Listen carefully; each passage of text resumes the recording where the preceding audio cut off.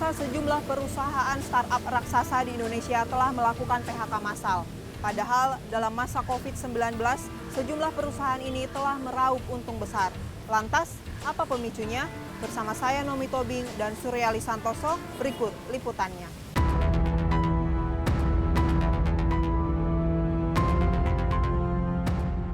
Badai PHK menghantam sejumlah perusahaan rintisan di tanah air. Ribuan pekerja yang rata-rata masih berusia produktif pun harus kehilangan pekerjaannya. Jauh sebelum tumbangnya belasan perusahaan digital tanah air, sejumlah perusahaan digital raksasa dunia telah lebih dahulu melakukan efisiensi pekerja.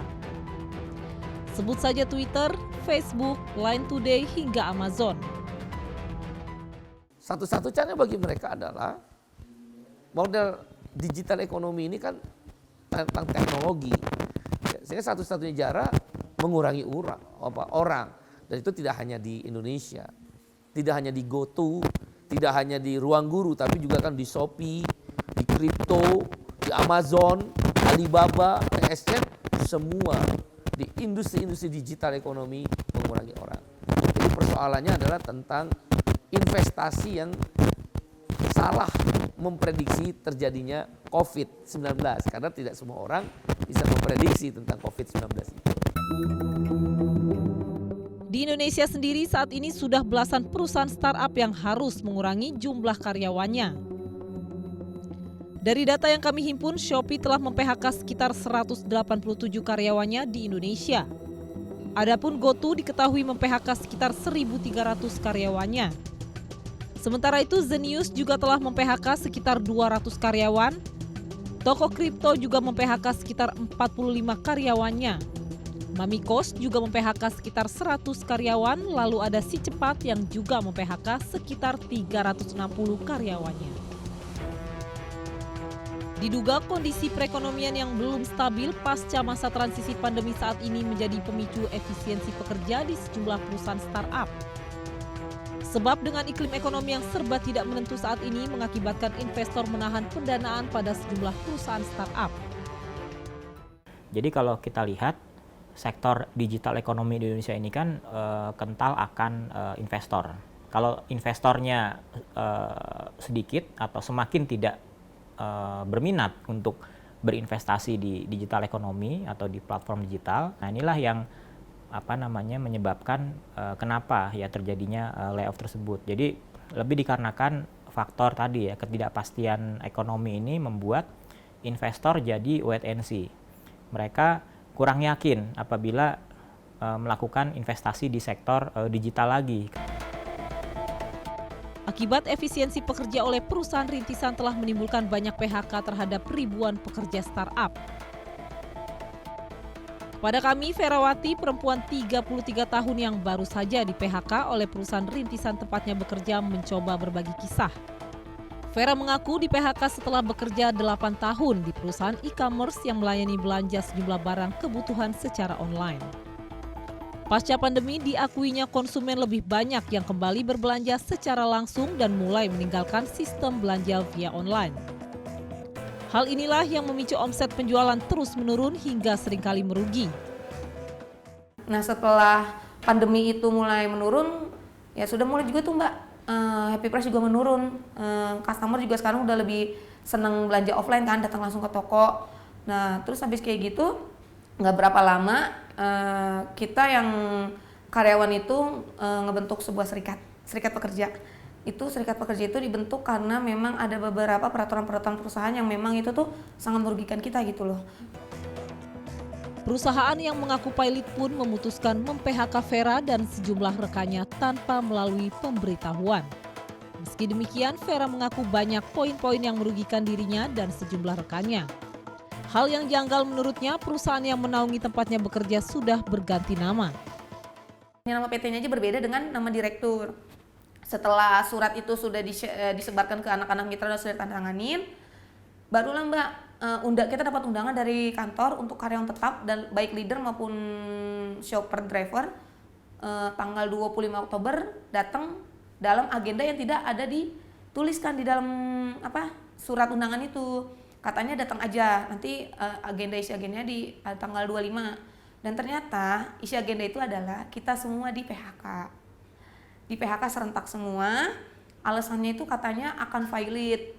Jadi andalan sudah tidak mempekerjakan karyawan lagi, baik back office dan di lapangan. Kini pasca PHK, Vera mengaku kesulitan memenuhi kebutuhan hidup sehari-hari. Bahkan hingga kini dirinya belum memperoleh pekerjaan baru. Vera berharap pemerintah dapat lebih memperhatikan sistem perekrutan karyawan di sejumlah perusahaan rintisan, khususnya tempat dirinya bekerja. Sebab tak sedikit yang justru merugikan pihak pekerja seperti dirinya.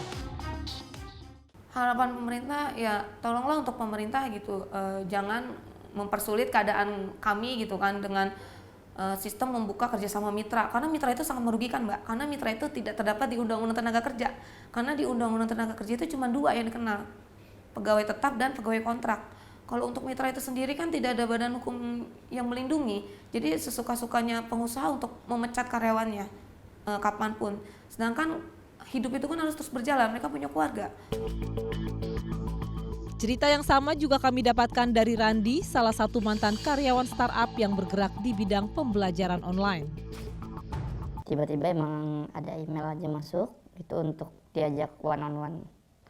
Terkait one on one-nya juga belum tahu, dikasih tahu itu apa isinya.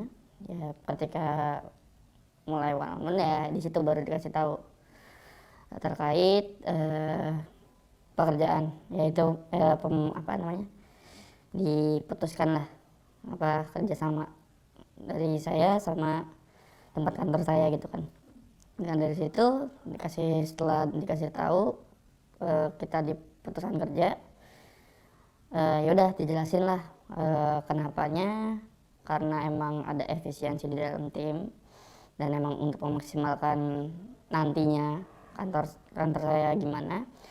Terus sama yaudah dikasih penjelasan masalah hak karyawan lah. Dibilang shock ya shock, cuman tidak akan tahu gitu di hari itu juga kita langsung dipecat gitu. Maksudku nggak ada one monetize atau 1 bulan, jangka waktu 1 bulan untuk persiapan kita ya, terlebih yang kena layoff gitu, untuk mempersiapkan mungkin bisa menyiapkan untuk pekerjaan baru atau menyiapkan portofolio dan lain sebagainya sih terutama gitu. Meski demikian, pihak perusahaan memberikan seluruh hak-hak pria 26 tahun ini saat mengumumkan PHK. Dijelaskan lah kayak misalkan pesangon, terus dapat hak penghargaan lah. Kan biasanya kalau emang kena layoff atau kena pemecatan ada penghargaan ya. Selama kalau nggak salah itu minimal 3 tahun. Nah kemarin juga saya kan udah sampai 4 tahun lebih di kantor saya kan ya. Udah 4 tahun lebih ya itu diterima, diinfoin itu aja sih terutama. Dikasih sama kalau misalkan emang ada perlu bantuan terkait pekerjaan baru nantinya, itu akan dibantu sebisa mungkin sama kantor. Kini Randi yang baru saja menikah tengah mencari pekerjaan baru guna memenuhi kebutuhannya sehari-hari bersama keluarganya. Cari pekerjaan baru lah untuk ngirim-ngirim CV, portofolio dan lain sebagainya ke tempat kerja baru. Terus ya paling sambilan freelance mungkin, yaitu sambil freelance sambil nyari kerja baru. Paling kalau emang misalkan saya sendiri udah mentok gitu kan, udah nggak bisa nyari pekerjaan baru, paling ya lemparnya ke usaha sih paling. Terkait PHK massal yang dilakukan sejumlah perusahaan startup, Presiden KSPI Said Iqbal menilai problem dunia kerja di perusahaan startup seringkali sangat mudah membongkar pasang komposisi karyawannya. Akibat kurangnya keterikatan antara perusahaan dengan karyawan, maka tak jarang perusahaan startup melakukan PHK besar-besaran. Ketika dia memasuki dunia kerja, dunia startup tidak mengenal itu. Berapa kamu kerja, pencapaian berapa, sebesar itulah kamu dibayar. Kapan kamu nggak dibutuhkan, maka perusahaan bisa mengeluarkan kamu.